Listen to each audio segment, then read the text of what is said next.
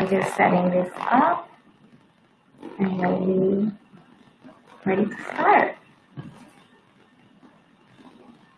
Okay, so today I'm excited about this topic. We talked about so much about technical design, pattern making, how to vet a factory. We talked about so many things in the past few months, even fittings, even virtual fittings around the coronavirus. But I thought it was very important to talk about bringing mindfulness to the process, your team, and how you manage them. So while you guys are setting up, I am going to go ahead and introduce myself, and then we'll jump right in our topic. So welcome back. My name is Nicole Melendez, and as most of you know, if you joined us before, but for the ones that haven't, and this is your first time, my name is Nicole Melendez, and I'm a designer specializing in technical design and pattern making, and my business is partnering with Makers Row and the Embark platform, which is oh, you cannot hear me well? Is that better, Ben? Let's see. Let's see. Hopefully that's better, Ben. But thank you for letting me know. Yep, we're connected. We're good. Okay. Let me make sure. All right. That should be better. Okay. So where was I? For those of you who are new today, let's start over again. My name is Nicole Melendez, and I'm a designer specializing in technical design and pattern making. And my business is partnering with Makers Row and the Embark platform, which is an online community that connects entrepreneurs and small businesses to business category experts. And I have pinned the link below, so you can get connected to Embark Live as well as reach out to me directly at Makers Row. So the focus of my business is to help bridge the communication gap between concept and sample. And the way we do that is by helping designers create the foundations needed for factories to develop samples or even bulk produce a line. That includes pattern making, tech tags, graded specs, feature sizes, fit development, construction information, and anything technical design related, as well as working with your factory or your production team. As a friendly reminder, this live is being recorded via Restream. So if you miss some of my points or if I miss your questions, you can replay the live by going to Makers Row IGTV or Facebook, and you can play and pause as many times as you like and reach out to me with any questions at any point. Today we will talk about, can everybody hear me well? Because we're gonna dig in right now, and we're gonna start with our topic. Hope everything is good on your end then. Today we will talk about how to manage your remote team as a startup owner, and how we bring, like I said earlier today, mindfulness to the process.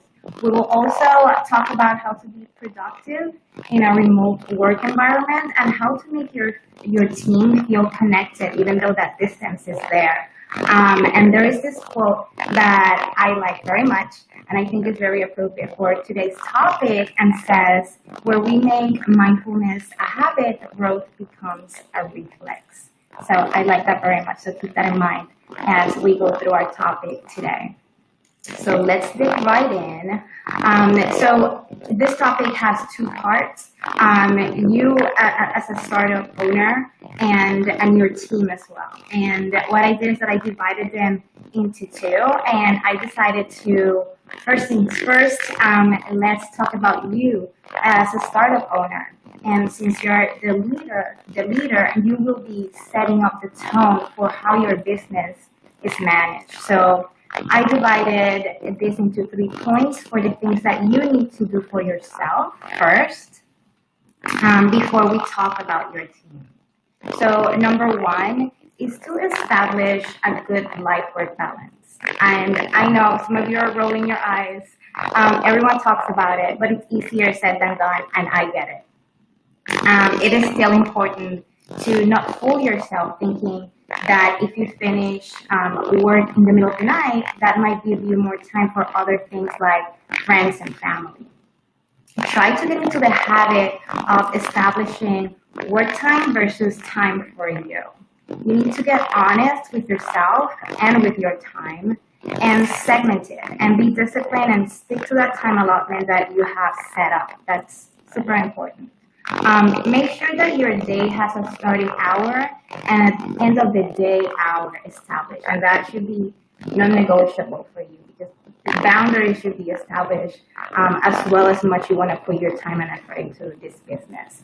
And it's important that to plan your day the night before so you are less frazzled in the morning. I'm pretty sure you have heard this before many, many times, but I don't think it hurts to mention it again. So number 1 was establish a good work-life balance, and very important, plan your day the night before so you're less frazzled in the morning. Number 2 would be to designate an office space. And this doesn't have to be fancy. When your workday is over, if your office does not have a door, get into the habit of turning off your computer and set a time or even a timer for when you sit down and you turn it back on again. For example, my computer goes off automatically at 8:30 p.m. Like it literally blinks and it says this computer is about to turn off. Like save your stuff because it is about to turn off. And it turns back on automatically the same way at 7:30 a.m. every day. So I know that whatever I need to do, I need to do it within that time frame. This way I'm not negotiating with myself, and I make sure that I use my time well throughout the day, like I was saying. Whether this is allotting time to answer emails. My personal favorite is first thing in the morning. Because besides what I have to plan, if I need to allocate time for these other things that just popped into the emails, that's the best time to do it, if you ask me. Fittings, usually I have the fittings scheduled ahead of time, but a time for fittings, work time, because I have to put work into it too. Meetings with the factories, the rounds that I do, all of that stuff. So I make sure that all that time is allocated, but I also have my design space to make sure that this is a space and I'm going to be here for this from this time to this time, and the rest, it's me time. And number 3, I always think that working in your pajamas gets old really fast. Also, the way that you see yourself is going to set up the tone for any unexpected thing that you might need to do during the day. So first thing in the morning, you need to get up and get dressed and get to work. That again is non-negotiable too. And this is the best way to really get motivated and feel good doing the many hats you most likely be wearing throughout the day. So those are the 3 points for you as the leader of your team, basically. Good work-life balance, designate an office space, and get those timers in when the day starts and when the day finishes. That is very important. And get dressed and get going, because the better you look, the better you're going to feel with yourself, believe me. So now that we have you set up to take on your leadership role, let's talk about your team and how to manage their expectations. Also, how to be aware of their wants and needs. That's very important. There's people helping you build your business, right? So I have divided this into 4 main points. That's for your team, because we went through 3 for us, and there's 4 for them. So number 1 is that people feel close when communication is predictable. So let's just fast, this is how fast my boss answers me, or this manager answers me, but predictable. So agreements while you're establishing your relationship with factories, technical designers, production managers, and pattern makers is super important. Particularly important to touch base with each of them on what are their normal working hours for each of them. How long will it take to get back to each other? How will people notify each other when they will be unavailable or unable to meet these expectations? These are very important questions to address so that people understand you value their time and most likely be able to accommodate your requests. So number 2 would be to establish a pattern of communication. So since you're already talking to them and agreeing to certain points of how you're going to communicate, also in what is the time frame that you guys are going to communicate, whether it's a weekly one-on-one meetings or weekly action review or an end-of-day check-in. Check what works for the best of the collective and what helps move the project to be completed in a timely manner. So that's very important. Number 3 is that now during this pandemic, the video first culture has become slowly the norm for productivity reasons and for safety reasons. Most important is to understand that whether this is a one-on-one meeting or a team meeting or a factory meeting, the benefits of the video first practice includes the ability to use and observe nonverbal communication where people can participate from a professional quiet location, like I'm doing right now. And also, the video encourages people to get dressed in the morning, and this human contact makes it personal and gives your team a sense of purpose and gives the opportunity to connect in other areas outside work-related topics as well, which keeps the relationship growing. I think that is super important. And number 4, ask about the tools and technologies they use for productivity in their specific area so that the remote team can work more efficiently. And what I mean by that is to ask what programs they use so you can advise your technical designer or your factory to do the same, or find a way that everyone can increase their workflow if everyone is using the similar or the same program, basically. Also inquire about what does the factory or the team needs for you to avoid a stop-and-go situation, which sometimes we see a lot when there's undecisiveness. But make sure that you're touching base with your factory or your team to see what exactly they need from you, and that way you can get yourself organized too. This way, the workflow is better in general. And this will help you, like I said, meet your deadlines. And the factory workers will appreciate that you understand that their time is important too. You're very welcome. So just that's a lot of information, so I just want to recap real quick. So how to manage your team expectations, and be aware also of their wants and needs. And we touched on 4 main points. So predictable communication is number 1. Questions like, what are your normal hours for working for each of them?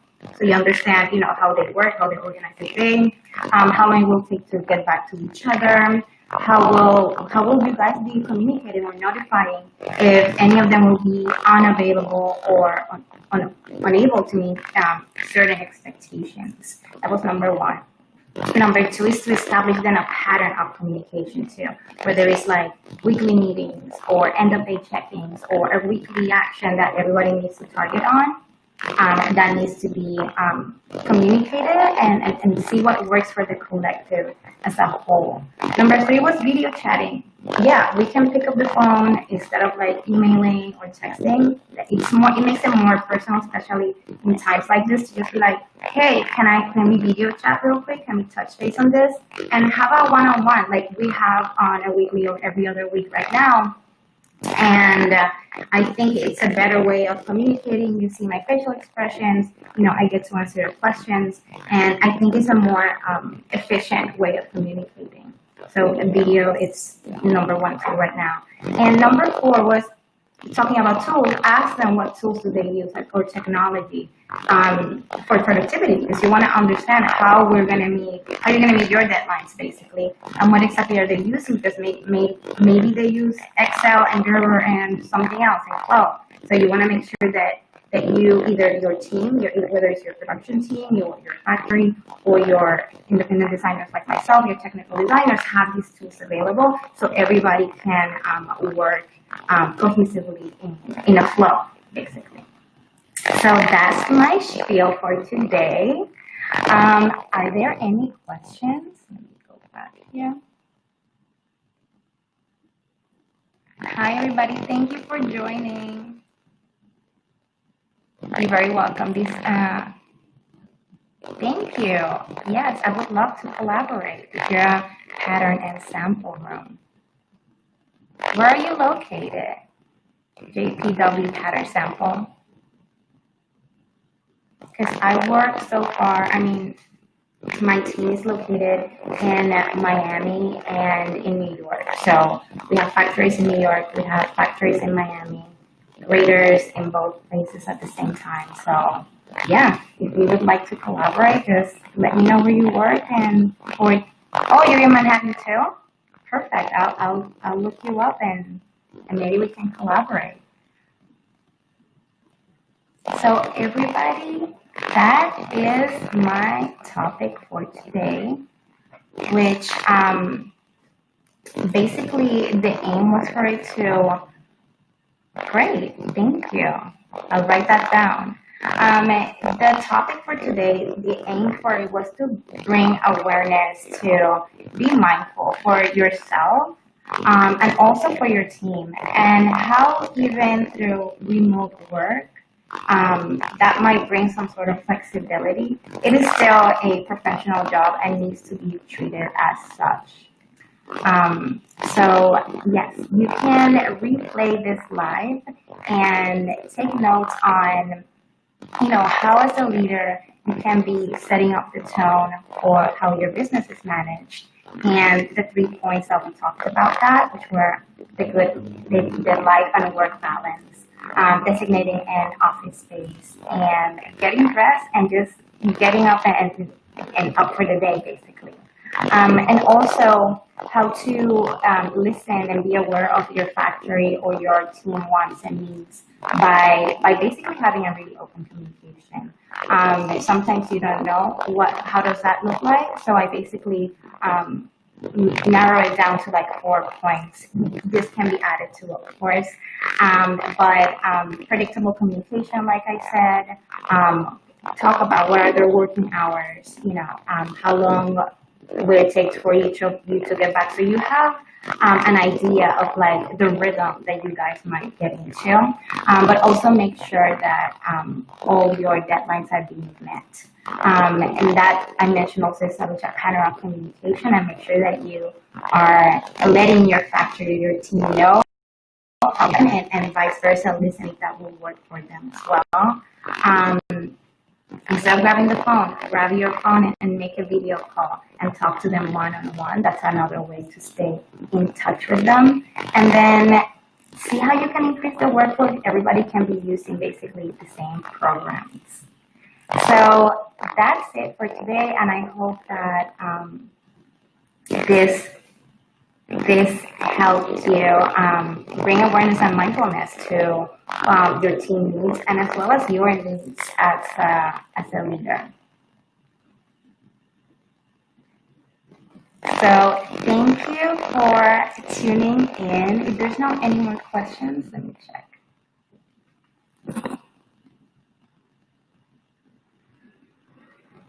No? Okay. Well, thank you so much. I know it's a little bit early, but thank you for tuning in at the Makers Row and the Embark Live platform. And make sure that you click on the link at the bottom of the screen and join. Here you will find many experts that are available to help you bring your product to market, like myself. And you can reach out to me on the Makers Row site at makersrow.com/Nicole Melendez. Thank you. Have a good day.